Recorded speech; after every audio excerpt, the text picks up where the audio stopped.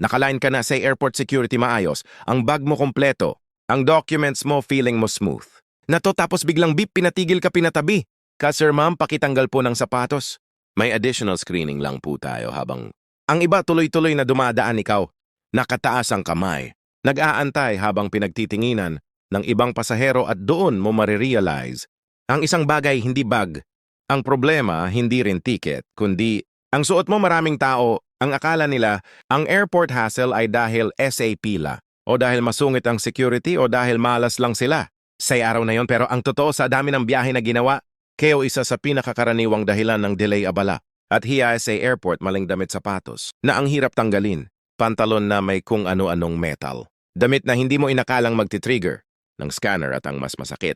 Maiiwasan sana lahat yan sa video na to ipapakita KO sa'yo. Kung ano ang mga damit na dapat, iwasan SA airport lalo na SA security, checkpoint at mas importante ang pinaka-safe, pinaka-komportable at pinaka-smooth na outfit para makalusot. Kaysa airport ng walang kahihiyan at walang stress kahit first time, flyer ka, kahit senior ka na, kahit domestic o international. Ang biyahe mo, ang mga tips na to pwedeng makapagligtas sa'yo ng oras, lakas at pasensya. Kaya bago ka mag-empake ng bag, ayusin muna natin ang suot mo simulan natin sa pinakakaraniwang pagkakamali. Ang sapatos number 1, mga sapatos na dapat iwasan, SA Airport isa sa pinakakaraniwang dahilan. Kung bakit tumatagal ka SA Airport Security, sapatos. Hindi bag, hindi passport, hindi ticket sapatos. Maraming tao ang pumipili ng sapatos base. Say itsura hindi sa praktikalidad, pero SA Airport hindi fashion show. Ang laban efficiency, mga sapatos na dapat iwasan una, boots na maraming sintas mukhang astigao pero sa airport isang malaking abala habang ang iba mabilis na nakakaalis ng sapatos. Ikaw na kayo ko nagbubuho, nagtatanggal, nagbabalik ng sintas samantala. Nasa tray lang. Ang bag mo bukas exposed at nagkaka-traffic. Sa likod mo ikalawa pull-on zero winter boots, delikado ito lalo na. Kung walang mauupuan SA security area, kailangan mong mag-balance. Sa isang paa para matanggal isang maling galaw lang pwedeng madulas, matumba o mapilayan. Hindi mo gustong magsimula. Ang biyahe mo SA ganitong eksena. Ikatlo, high heels bukod sa hirap tanggalin mataas. Ang risk sa balance, isipin mo. Nakataas ang isang paa may hawak. Kang tray may nagmamadali. Sa likod mo isang maling tapak. Pwede kang madapa. Hindi worth it ikaapat open toe. Sandals o tsinelas kahit may pre-check o mabilis na lane, maraming airport PA rin. Ang nagpapatanggal ng sapatos at maniwala ka ayaw mong maglakad ng walang sapatos. Sa sahig ng airport basa madumi at hindi mo alam kung ano ang dinaanan niya ni kalima. Sapatos na may metal steel toe shoes boots, na may metal shank o kahit sneakers na may metal components madalas nagtitrigger ng scanner. Ibig sabihin extra screening, extra delay, extra stress, mga sapatos na mas okay kung gusto mo ng smooth na experience, piliin mo ang simple pero smart rubber shoes. O walking shoes na komportable, walang metal, madaling tanggalin at isuot. May non-slip sole. Hindi kailangan mahal, hindi kailangan branded. Ang kailangan mo functional. At tandaan ito, laging may medyas kahit pakiramdam mo. Hindi ka PA tatanggalan ng sapatos, magsuot ka PA rin ng medyas kasi sa airport walang kasiguraduhan. Pro tips, SA sapatos luwagan. Ang sintas bago ka PA pumila sa security para slip-off, slip-on na lang. Magdala ng disposable shoe covers, lalo na kung tagulan o winter compression socks. Kung long flight, tulong SA circulation, bawas pamamaga at pinaka-importante, lagi mong I-assume na patatanggalin. Ang sapatos mo kapag handa ka, hindi ka ma-stress. Number 2, mga pantalon na nagdudulot ng abala. Kung ang sapatos ay unang dahilan, ng delay pantalon naman ang pangalawa. O mga pantalon na dapat iwasan una, pantalon na kailangan ng belt SA security. Kadalasan kailangan tanggalin ang belt, ibig sabihin may isa ka pang item na iisipin, may risk na bumaba ang pantalon mo habang nakataas kamay kasi. Scanner awkward, nakakahiya. Hindi. Komportable ikalawa. Cargo pants mukhang practical. Dahil maraming bulsa, pero SA Airport kabaliktaran isang nakalimutang barya susi o tissue lang sa bulsa pwede nang mag-trigger ng alarm. Resulta, patabi ka na naman, extra check ulit. Ikatlo, pantalon na may studs, metal decor o maraming zipper kahit maliit lang. Ang metal minsan sapat na para mag-alarm. Ang scanner at hindi mo kontrolado. Kung anong klaseng scanner. Ang gamit ng airport ikaapat, malalapad na laylayan bell. Bottoms of flowing skirts bukod sa posibleng sumabit. Sa conveyor belt sa security delikado, Rinito SA escalator sa loob ng airport. Safety risk. Yan ikalima jumpsuits at rompers. SA security pwede. PA pero SA CR ng eroplano bangunggot? Isipin mo kailangan mo pang hubarin halos lahat para lang umihi. Hindi practical. Hindi hygienic. Hindi worth it mga pantalon na mas okay piliin. Ang pantalon na gumagalaw kasama mo, hindi yung kalaban mo, best choices elastic. Waistband pants, sweatpants, or track pants may cuff. Say baba, stretchy dress pants, leggings, o athleisure minimal pockets. Ang goal walang belt, walang metal, walang abala pro tips? Sa pantalon. Kung kailangan mo talaga ng belt, ilagay muna SA carry-on at isuot na lang after security dark colors. Ang piliin, iwas bakas ng kape pagkain o tapon subukan sa bahay bago bumiyahe itaas. Ang kamay umupo at tumayo. Kung komportable ka, good choice. Yan at tandaan SA Airport mas mahalaga. Ang comfort at safety kaysa forma, number 3 mga tops na. Posibleng mag-trigger ng alarm pagdating SA Airport security maraming tao. Ang iniisip na sapatos at pantalon lang ang problema pero ang totoo malaking factor din, ang suot mo sa itaas maraming tops, mukhang simple sa salamin. Pero kapag dumaan na sa body scanner biglang nagiging dahilan ng alarm extra screening at minsan kahihiyan, mga tops na dapat iwasan una tops na may metallic, thread o sequence kahit hindi halata sa mata kahit konting kintab lang, yan pwedeng ma-detect ng scanner minsan sapat na.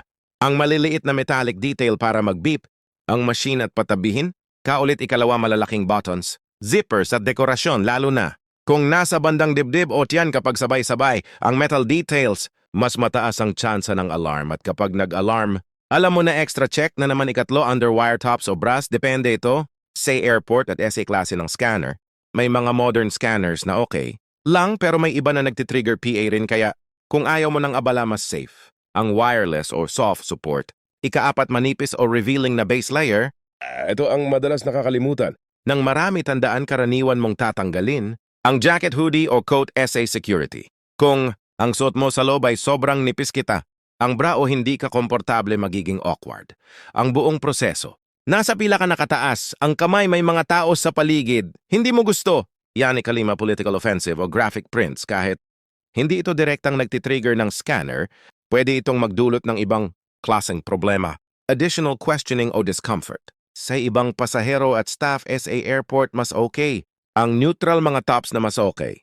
Kung gusto mo ng walang hassle piliin, ang simple best choices plain. T-shirt long sleeves na walang design, comfortable base layer na hindi manipis, walang metal, walang kintab para SA outer layer. Zip-up jacket. Ang pinaka-practical, mas madali itong tanggalin at isuot kumpara sa hoodie na kailangang iangat sa ulo, lalo na kapag may suot kang salamin hikaw o headset. Golden rule. Ito ang tandaan mo bago ka umalis ng bahay, itanong mo. SA sarili mo kung tatanggalin ka. Ang jacket KO sa gitna ng airport security magiging okay BA ako sa suot ko sa loob kong. Ang sagot mo ay oo, komportable ako, oo. Hindi ako mahihiya o pwede akong gumalaw ng maayos, ibig sabihin tama. Ang pinili mong suot SA Airport, hindi mo kailangan maging flashy. Hindi mo kailangan magpahanga. Ang kailangan mo simple maayos at stress-free dahil kapag maayos, ang suot mo mas mabilis. Ang galaw mo mas konti. Ang tanong at mas maayos. Ang simula ng biyahe mo, number 4, the jacket pocket hack game changer. Kung may isang airport hack kang dapat tandaan at gawin palagi ito na, yun, simple lang siya pero sobrang laki ng epekto. Jacket pockets, maraming tao ang naglalagay ng lahat sa bulsa ng pantalon phone wallet. Susi ID, akala nila mas secure pero SA airport security. Kabaliktaran ang nangyayari. Why jacket pockets is greater than pants pockets ganito. Yan kapag dumaan ka SA body scanner, suot mo PA rin. Ang pantalon ibig sabihin. Kahit maliit na bagay, SA bulsa barya, susi card pwedeng mag-trigger ng alarm. Resulta patabi ka ulit, extra check na naman pero ang jacket tinatanggal. Yan bago ka pumasok SA scanner at dito pumapasok. Ang hack, ang jacket pocket hack. Bago ka PA pumila sa security, ilagay mo na sa jacket pockets. Ang lahat ng maliliit pero importanteng gamit tulad ng phone wallet, identification card at passport keys. Earphones pagdating mo SA tray area, tanggalin. Ang jacket isang tray lang, diretsong pasok, SA scanner tapos nawala ng paisa isang hila ng gamit mula sa pantalon, wala ng kalat, wala ng kaba. Kung may naiwan ka sa tray mga benepisyo ng jacket pocket hack, una iwas kalat. Hindi ka nagmamadaling maglabas ng phone wallet at susi. Sa hiwa-hiwalay na tray, isang galaw lang tanggal jacket tapos ikalawa iwas. Nakawan habang nasa tray. Ang jacket lahat ng valuables mo magkakasama at kita mo agad. Mas mababa ang risk na may maiwan o may makadampot. Ikatlo, iwas may makalimutan ilang beses. Mo na bang naranasan to lumagpas ka na SA scanner? Saka mo lang napansin na wala. Ang phone mo, SA jacket hack impossible. Yan kapag suot mo na ulit, ang jacket alam mong kumpleto ka ikaapat mas mabilis kang kumilos habang ang iba nagmamadali nagkakandara pa. Sa tray ikaw kalma lang tuloy-tuloy. Ang galaw walang stress extra tip mas maganda kung ang jacket mo ay may zippered pockets, may hiwalay na bulsa para SA phone at passport. Hindi masyadong makapal para madaling tanggalin. Hindi mo kailangan ng mamahaling jacket. Ang kailangan mo lang functional pockets. Sa airport, ang tunay na pro traveler ay hindi yung pinakamaangas, ang suot kundi yung pinaka-organized at SA simpleng jacket pocket. Hack na to mapapansin mo agad. Ang kaibahan mas tahimik, mas mabilis, mas kontrolado at kapag kontrolado, ang simula ng biyahe mo mas magaan ang buong lakad. Number 5. Accessories sa lahas at religious and cultural items pagdating sa airport security, hindi lang damit. Ang tinitingnan pati mga suot at accessories mo at dito maraming tao ang nadadali hindi dahil bawal ang suot nila kundi dahil hindi nila alam kung alin ang pwedeng isuot at alin ang mas okay ilagay na lang sa bag. Mga accessories na mas mabuting iwasan isuot, una malalaki at mabibigat na alahas chunky necklaces, makakapal na chains, malalaking belt buckles kahit hindi lahat. Yan ay metal detector days. PA, may mga scanner PA. Rin na sensitive kapag sabay-sabay. Ang metal SA isang area mas mataas. Ang tsansa ng alarm ikalawa, maraming piercing SA iisang bahagi ng katawan, isang hikaw o piercing usually okay. Pero kung sabay-sabay lalo na sa tenga o ilong, may posibilidad ng additional screening. Ikatlo, hair, accessories na may metal. Malalaking hair clips, decorative. Bobby pins o metal headbands ay minsang nagtitrigger ng scanner. Kung ayaw mo ng abala, plastic o fabric hair ties na lang muna ikaapat, sombrero at sunglasses. Karaniwan pinapatanggal ito bago ka pumasok sa body scanner, kaya kung suot mo man, asahan mong ilalagay mo rin sa tray mga accessories na karaniwang okay lang. Good news, hindi naman lahat kailangang tanggalin. Karaniwan ay pinapayagang manatili. Wedding rings, simpleng hikaw, basic necklace, salamin. Same at medical alert bracelets. Kung simple lang at hindi bulky, kadalasan walang problema. Religious at cultural items para sa mga may religious o cultural head coverings, importante. Ito may special considerations. Ang airport security pwede mong isuot. Ang religious head covering pwede kang mag-request ng same gender screening private. Screening room, normal lang ito at karapatan mo. Yan. Ang kailangan mo lang tandaan, maaring tumagal ng kaunti depende sa availability ng staff, kaya kung may ganitong request ka, maglaan ng extra time. SA Airport practical tips para walang hassle. Kung sentimental o mahalagang alahas, ilagay na lang SA carry-on bago PA pumila. Huwag magsuot ng accessories na hindi mo kayang. I want SA tray, keep it simple at neutral airport. Is not the place to make a statement. Hindi mo kailangan ipakita ang personalidad mo sa isuot mo sa airport, mas mahalaga ang maayos na galaw at tahimik na proseso. Bottom line, SA Airport Security, tandaan mo ito. Kung hindi kailangan, wag isuot.